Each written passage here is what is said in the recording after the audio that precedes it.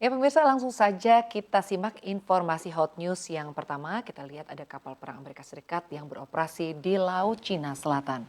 Ya, gambar satelit terbaru mengkonfirmasi bahwa kapal induk Amerika Serikat USS Nimitz masih aktif beroperasi di Laut Cina Selatan, wilayah yang menjadi pusat ketegangan geopolitik akibat klaim kedaulatan Cina yang tumpang tindih dengan sejumlah negara Asia Tenggara termasuk Filipina.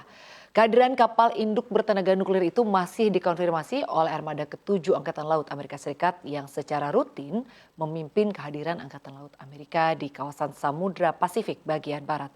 Angkatan Laut Amerika Serikat juga mengadakan upacara serah terima komando kelompok tempur kapal induk Nimitz di tengah perairan tersebut, mengkonfirmasi bahwa kapal itu masih bertugas di wilayah yang kerap dipersengketakan.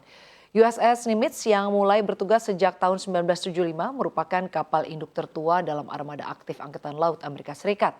Kapal ini meninggalkan pelabuhan Kitsap, Bremerton, Washington pada akhir Maret lalu untuk menjalankan penugasan di Samudra Pasifik bagian barat.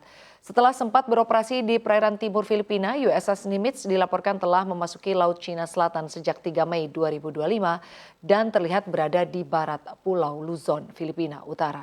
Penugasan ini diyakini sebagai misi terakhir sebelum kapal tersebut secara resmi dipensiunkan.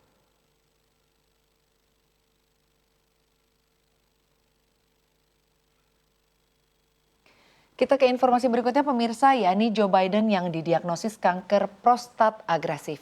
Mantan Presiden Amerika Serikat Joe Biden didiagnosis menderita kanker prostat agresif yang telah menyebar ke tulang menurut pernyataan resmi dari kantornya pada Minggu 18 Mei kemarin.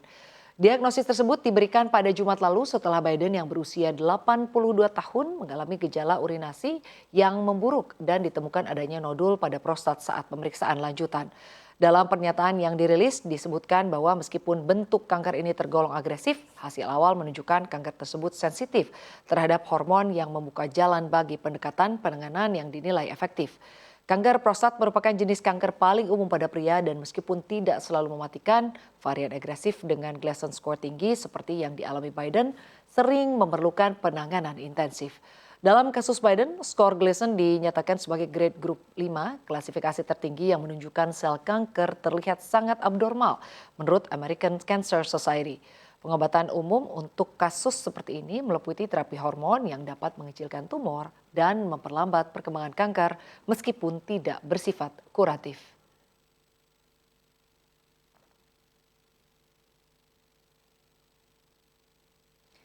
Kita ke informasi hot news berikutnya pemirsa, ada Presiden Prabowo yang larang gembar-gembor 2 periode.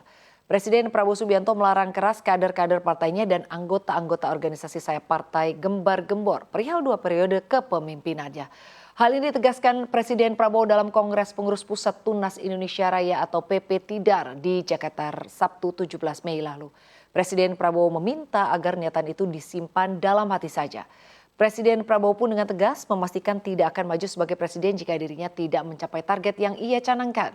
Jika dirinya merasa gagal, ia berharap kader-kadernya tidak lagi memintanya untuk kembali mencalonkan diri untuk periode kedua. Presiden Prabowo kemudian mengingatkan kepada kader-kader partainya dan anggota Tidar, keputusan untuk maju kembali itu tidak akan mempertimbangkan hasil-hasil kerja pemerintahan selama 5 tahun ke depan.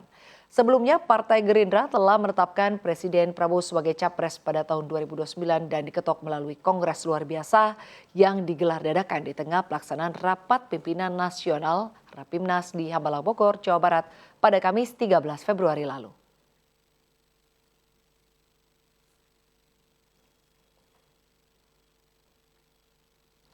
Kita ke informasi berikutnya pemirsa, yakni ada harga emas yang terbang, awas masih ada jebakan. Harga emas mulai terbang lagi di hari ini, namun harga emas diprediksi masih akan bergejolak karena sejumlah faktor terutama perang dagang. Dalam sepekan, harga emas telah jatuh 3,67% dan pelemahan ini adalah yang terburuk sejak minggu kedua di bulan November 2024 atau 6 bulan terakhir di mana emas ambruk 4% lebih dalam sepekan. Jatuhnya harga emas didorong oleh meningkatnya selera risiko dari perjanjian perdagangan Amerika Serikat dengan China yang terus membebani pasar emas.